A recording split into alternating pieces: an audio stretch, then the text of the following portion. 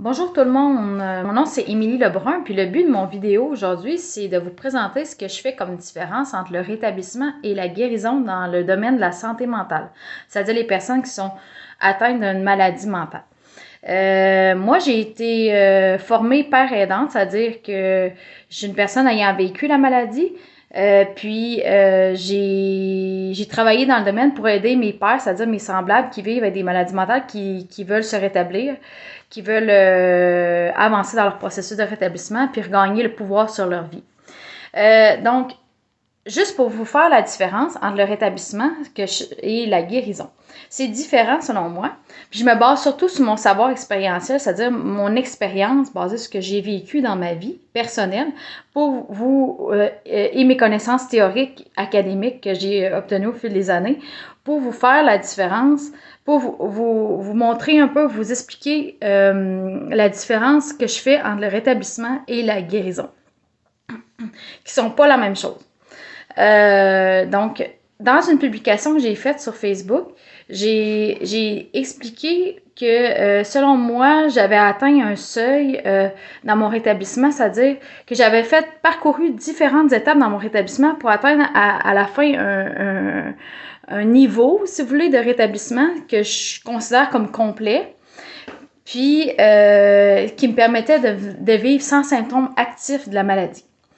Tandis que si je vais directement à la guérison, c'est que ça va plus loin que le rétablissement. La guérison, puis le processus de guérison dans lequel je suis toujours actuellement, selon moi, c'est un processus qui peut être fait en parallèle avec le rétablissement, mais c'est qui permet une éradication complète de la maladie. Ça veut dire qu'elle ne peut pas ressurgir la maladie, puis il y a tout simplement, la maladie est tout simplement absente dans l'organisme biologique de la personne, dans le corps de la personne.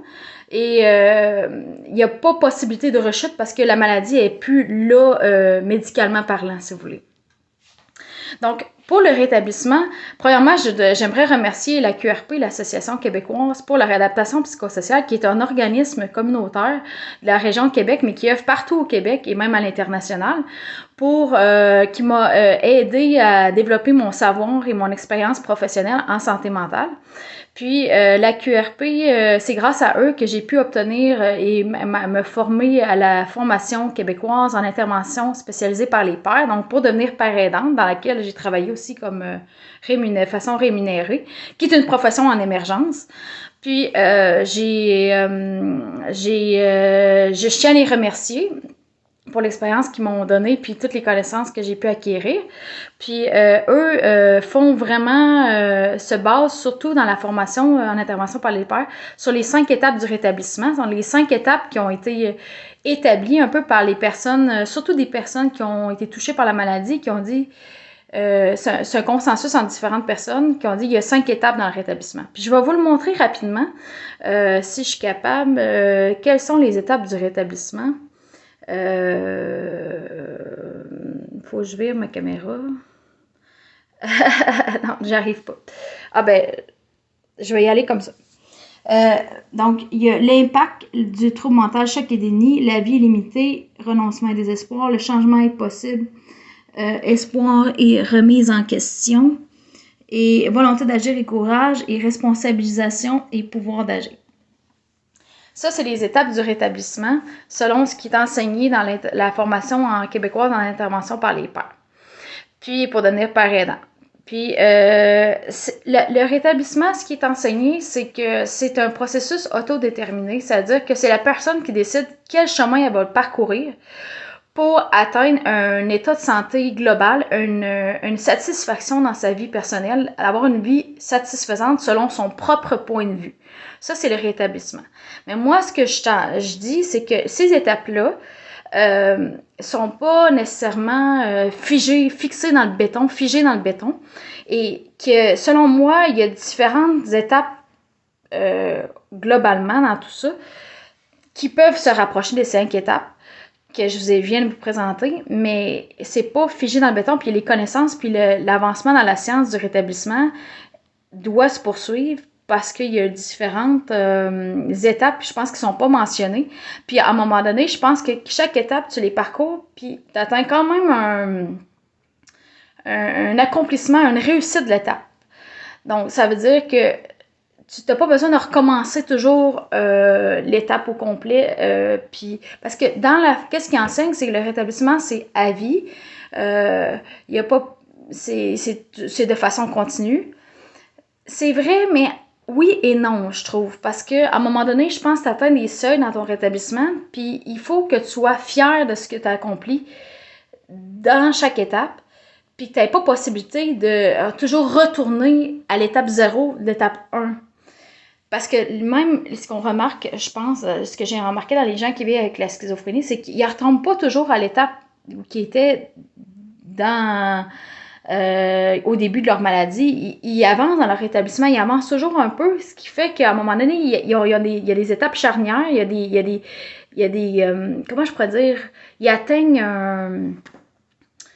un moment, pas un moment, mais un accomplissement de l'étape qui fait qu'ils ont réussi l'étape, puis ils n'ont pas besoin de repasser par tout ce cheminement-là encore à chaque fois qu'ils ont, par exemple, une rechute de la maladie.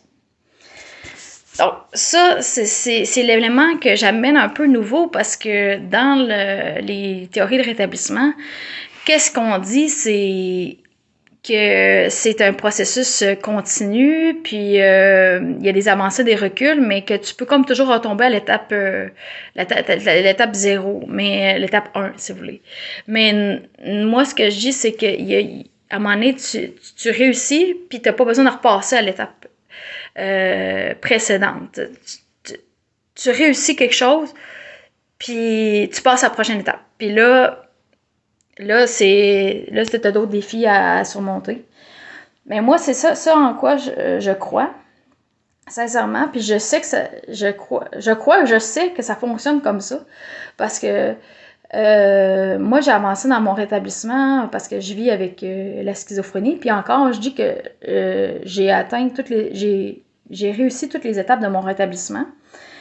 Fait que j'ai atteint un seuil qui me permet maintenant de vivre, selon moi, sans médication. Mais ça fait partie du parcours de guérison. Parce que le rétablissement, même si tu vis avec la médication, tu peux atteindre la dernière étape de ton rétablissement quand même. Puis vivre une vie satisfaisante avec la médication. Là, je me suis peut-être mélangée, mais ce que je veux dire, c'est dans le parcours de guérison, à un moment donné, si ton rétablissement est vraiment fortement ancré aussi, ça l'aide beaucoup. Puis que tu atteignes plusieurs étapes. Selon moi, c'est possible, même si tu vis avec la schizophrénie, de vivre sans médication puis de fonctionner bien. Donc, ça va peut-être renverser et bouleverser des choses, mais l'expérience doit sûrement le démontrer que ça existe. Dans le fond, il y a plusieurs médecins qui ont sûrement vu des personnes vivant avec la schizophrénie qui se sont rétablies, donc fonctionnaient bien, qui avaient une vie satisfaisante, tout ça, mais qui ont été aussi guéris de la maladie, c'est-à-dire que, oui, il y avait peut-être plus nécessairement besoin de la médication. Il n'y avait plus besoin s'ils ont été guéris, mais c'est ça. On voit, les médecins ont sûrement vu des fois des gens que finalement il n'y a plus de symptômes actifs de la schizophrénie, de la maladie. Puis c'est dommage, c'est ce que je disais dans une autre vidéo, qu'on n'explique pas assez cette dimension-là que pour propager l'espoir, pour diffuser l'espoir que pour les personnes atteintes de schizophrénie, que c'est possible de vivre une vie satisfaisante. Là. Parfois, souvent avec la médication, mais même le parcours vers la guérison, selon moi, est possible aussi, même si c'est très ardu.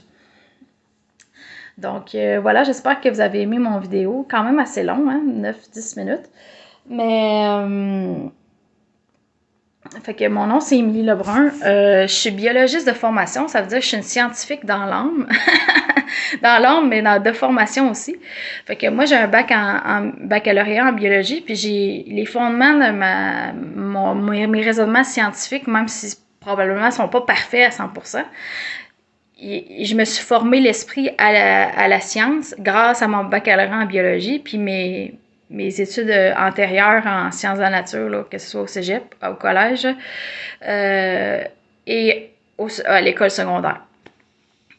Donc, moi, je me considère comme une scientifique, d'abord et avant tout, dans ma formation académique. C'est ma formation de base. Puis, je souhaite apporter beaucoup à la science médicale, que ce soit en santé mentale ou dans d'autres domaines. Donc, j'espère que l'Université de Sherbrooke va me laisser la chance de pouvoir être parmi leurs rangs comme étudiant en médecine, parce que j'ai été admise aussi, puis j'avais commencé en 2021. Mais pour que je puisse avoir une formation complète médicale pour pouvoir être médecin de famille. Et j'aimerais aussi faire un médecin de santé publique, c'est-à-dire une spécialité en médecine, communautaire, publique et préventive. Donc, j'espère que ça intéresse quand même les gens quand je publie quelque chose. Moi, je fais de mon mieux pour me présenter telle que je suis. Puis, je vais essayer de clarifier au fur et à mesure différentes choses que j'ai dit pour rendre ça plus accessible. Je vous remercie. Bonne journée.